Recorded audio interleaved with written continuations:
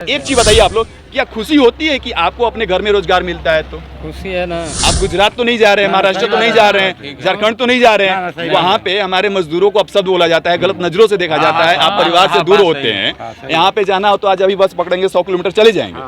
बिहार में और भी इंडस्ट्रीज फैक्ट्री खोलनी चाहिए ताकि हमारे बिहार के जो मजदूर हैं, जो बाहर जाते हैं मजबूरी में काम करने के लिए, वो यहीं करेंगे। तो इस तरह से चीजें होनी चाहिए यहाँ पे। होना चाहिए ना। तो 12 घंटा काम कराते थे वो लोग, अब 8 घंटा का मजदूरी देते थे। कहाँ पे? यहीं पे अभी वही नतीजा है ना कि प्रोजेक्ट हम लोग का 5 बजे छुट्टी हुआ है। हाँ। अभी आप टाइम देख लीजिए कितना बजे 6-7 बजे हम लोग को बस भी नहीं देता है ना। आने जाने का सुविधा नहीं है। लेकिन दो बस मिलता है सिर्फ उतना ही में 1 घंटा 1.5 घंटा लाइन में लगे रहिए, फिर उसके बाद। नमस्कार, मैं अविनाश। फिलहाल हम चौसा में आ चुके हैं और काफ़ी ज़्यादा चर्चित जो एसजेवीएन प्रोजेक्ट यहाँ पे चल रहा है, जिसे लोग यहाँ पे लोकल स्तर पे एनटीपीसी का प्रोजेक्ट कहते हैं, वैसे ये एसजेवीएन का प्रोजेक्ट है और 2013 में बिहार सरकार के द्वारा ये टाइप किया गया था और फिलहाल 2024 चल रहा है और इसकी स्टार्ट होने की आज भी कोई फिक्स डेट नहीं है। अगर हम बात करें दिसंबर में इसे स्टार्ट होना था, लेकिन अभी भी इसके यहाँ पे 2 पावर प्लांट्स है, एक थर्मल पावर प्लांट्स है, एक हाइड्रो पावर प्लांट्स है। इन दोनों पावर प्लांट्स में अगर हम बात करें, पीछे से दिखाइए थोड़ा इधर आप आकर के, ये जो पावर प्लांट्स है, ये इधर के साइड में जो एक थर्मल पावर प्लांट्स बैठ रहा है और उधर पल्ली साइड में जो हाइड्रो पावर प्लांट्स बन रहा है। तो इस तरह से यहाँ पे 2 पावर प्लांट्स बैठाए जा रहे हैं एसजेवीएन के द्वारा, जिसकी स्टार्टिंग में कॉस्टिंग थी मात्र महज 7,000 करोड़ रुपए की। आज डिले के वजह से इस प्रोजेक्ट की कॉस्टिंग 10,000 करोड़ रुपए की आ गई है। उसके साथ साथ मैं एक चीज़ और बता दूँ, ये सबसे बड़ी, अगर बिहार में अगर ये चालू होता है तो ये बहुत बड़ी उपलब्धि मानी जाएगी, क्योंकि इससे बिहार कहीं ना कहीं बिजली उत्पादन में आत्मनिर्भर बन जाएगा। इसमें कंडीशन ये रखी है सरकार ने कि इस पे अगर बिजली उत्पादन शुरू होता है तो इसमें 85% जो है एसजेवीएन को, बिहार सरकार को देना पड़ेगा बिजली, और 15% यानी कि 15% जो बिजली बच रहा है वो एसजेवीएन फ्री है किसी भी पार्टी को बेचने के लिए मार्केट प्राइस पे।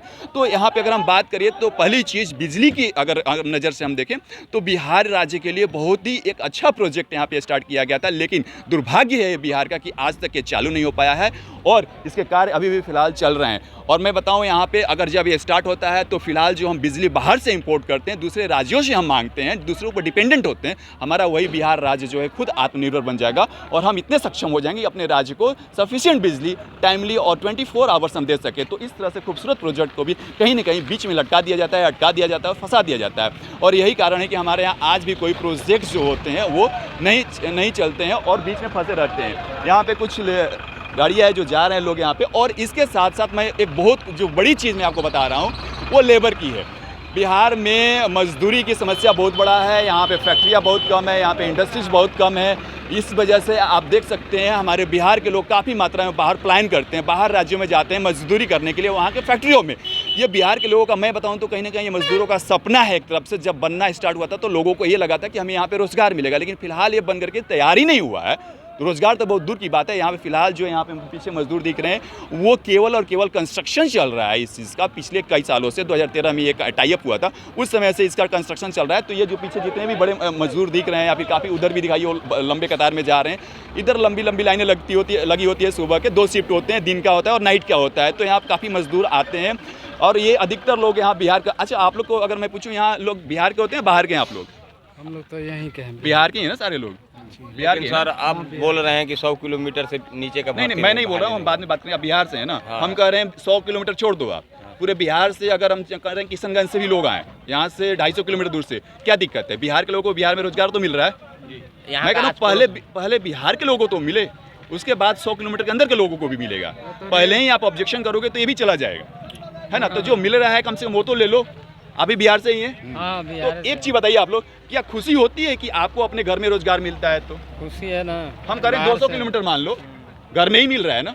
आप गुजरात तो नहीं जा रहे हैं, महाराष्ट्र तो नहीं जा रहे हैं, झारखंड तो नहीं जा रहे हैं, वहाँ पे हमारे मजदूरों को अपशब्द बोला जाता है, गलत नजरों से देखा जाता है, आप परिवार से दूर होते हैं। यहाँ पे जाना हो तो आज अभी बस पकड़ेंगे 100 किलोमीटर चले जाएंगे। तो उस लिहाज से मैं बात कर रहा हूँ कि यहाँ पे इस तरह से बिहार में और भी इंडस्ट्रीज फैक्ट्री खोलनी चाहिए ताकि हमारे बिहार के जो मजदूर हैं, जो बाहर जाते हैं मजबूरी में काम करने के लिए, वो यहीं करेंगे। तो इस तरह से चीज़ें होनी चाहिए यहाँ पे। होना चाहिए ना। तो सरकार जो है फिलहाल आज तक ऐसी फैक्ट्री और क्यों नहीं खोल पाई? क्या दिक्कत रहा? दिक्कत अब सरकार बतलाएगी, जो भी कंपनी आती है मान लीजिए वो बतलाएगी कि हम लोग का बतलाएंगे काम करने वाले हैं। 8 घंटा का काम कराया जाता था, 12 घंटा मान लीजिए 12 घंटा काम कराते थे वो लोग, अब 8 घंटा का मजदूरी देते थे। कहाँ पे? यहीं पे अभी तो फिलहाल में तो 8 घंटा का भी लागू हुआ है। कितना दिन तक लोग धमकी भी देते हैं लेबर लोगों को। नहीं तो इस तरह से हमारे बिहार के मजदूरों का शोषण क्यों होगा? जब नियम है 8 घंटे का, 4 घंटा फालतू रहेंगे तो उसके जो ओवर चार्ज होते हैं शोषण हो रहा है। हाँ, वही नतीजा है ना कि प्रोजेक्ट ऐसा नहीं होता कि कहीं देखिए हम लोग का 5 बजे छुट्टी हुआ है। हाँ। अभी आप टाइम देख लीजिए कितना बजे 6-7 बजेगा हम लोग को बस बस भी नहीं देता है ना। आने जाने का सुविधा नहीं है। लेकिन दो बस मिलता है सिर्फ तनाई में, 1 घंटा 1.5 घंटा लाइन में लगे रहिए, फिर उसके बाद तो ऐसा नहीं होता कि आप गुजरात और महाराष्ट्र में जाते तो इस तरह की तकलीफें नहीं होती है? नहीं, वहाँ पर गाड़ी मिलता था, आरडी बना देते थे वो लोग। तकलीफ उसमें डंफर में लोग लेकर जाते थे, लेकिन ऐसा तकलीफ लाइन वाला नहीं था कि 2 घंटा रुकते हैं। हाँ, ऐसा नहीं सिस्टम। लेकिन मतलब हमारे यहाँ फैक्ट्रियाँ अगर सेट भी की जाती है लोगों की सहूलियत के लिए, तो वहाँ पे कहीं ना कहीं एक नई समस्याएं खड़ी हो जाती है। अगर हम बात करें टाइमिंग को लेकर के, या फिर आप जो कह रहे हैं एंट्री एग्जिट, इस सभी चीज़ों को लेकर के, ओवर टाइम की बात करें तो बात सही। तो ये तो खुशी होती है कि हमें बाहर राज्यों में जाकर मजदूरी नहीं करना पड़ता है। होना चाहिए ना, ऐसे और फैक्ट्रियाँ होनी चाहिए। बात करें तो इस तरह के प्रोजेक्ट्स और भी आने चाहिए, लेकिन ऐसे प्रोजेक्ट्स नहीं आने चाहिए कि पिछले कई सालों से इसे स्टार्ट होना था। पिछले दिसंबर में भी इसका टाइमिंग दिया गया, आज तक ये स्टार्ट नहीं हुआ और ये लटका पड़ा है। लेकिन जो बिहार एक्सपेक्ट कर रहा है कि जो 85% बिजली उत्पादन हमें मिलेगा, हम खुद आत्मनिर्भर बनेंगे इस चीज़ को लेकर के, वो सपना कब साकार होगा ये किसी को पता नहीं है। डे बाई डे आपको तारीख पे तारीख मिलती रहती है, लेकिन कब स्टार्ट होगा इसका कोई फिक्स जवाब नहीं है प्रशासन की तरफ से, अगर हम बात करें तो। लेकिन उसी उम्मीद में बैठे हैं कि जब भी चालू होगा बिहार कहीं ना कहीं इस बिजली उत्पादन में आत्मनिर्भर बनेगा। लेकिन मेरा एक मुख्य उद्देश्य जो था यहाँ पे दिखाने के लिए दिखाइए, पीछे लंबी लाइनें लगी पड़ी है और इधर भी लंबी लाइनें लगी हुई है। इसमें सबसे बड़ी और अहम और खासियत चीज़ ये है कि यहाँ बिहार के अधिकतर लोग हैं, अधिकतर नहीं मैक्सिमम लोग सारे के सारे बिहार के लोग हैं। तो ये कहीं ना कहीं प्राउड महसूस होता है कि हमारे बिहार के लोग दूसरे राज्यों में जाकर के इस तरह से लाइनों में नहीं लग रहे हैं, हमारे खुद के राज्य बिहार में ही है। तो कहीं ना कहीं ये खुशी होती है कि इस तरह से जो मजदूर होते हैं बाहर जा करके प्रताड़ित किए जाते हैं, वहाँ पे समस्याएं होती हैं, उनको कोई सुनवाई नहीं होता है, और इवन वहाँ के पेमेंट्स भी रिलीज होते हैं, टाइम लगता है, तो उनका कोई सुनवाई नहीं होता है, चाहे उस राज्य की बात कर ले, अपने राज्य बिहार राज्य की बात कर ले। तो कहीं ना कहीं अगर इनको समस्याएं भी हो तो यहाँ पे लोकल स्तर पर रहेंगे तो इनकी सुनवाई जल्दी की जाएगी। तो इसी तरह से बिहार सरकार से आग्रह है कि जिस तरह से आप ये प्रोजेक्ट लेकर के आएँ, आप इसे जल्दी से जल्दी चालू करें। पिछले 2013 से प्रोजेक्ट आज 2024 चलने वाला है, इसका कोई पता ही नहीं है कि कब चालू होगा। और अब बात करते हैं कि हम आत्मनिर्भर बनेंगे बिजली उत्पादन में और लोगों को रोजगार देंगे। रोजगार तब मिलेगा जब हमारी फैक्ट्रियाँ टाइम से चालू होगी, और ऐसी फैक्ट्रियाँ और भी लाए जाएं हमारे बिहार में, ताकि इस तरह से बिहार के जो लोग हैं वो बिहार में रह करके काम करें, अपने घर पे रह करके काम करें, तो अच्छा लगेगा।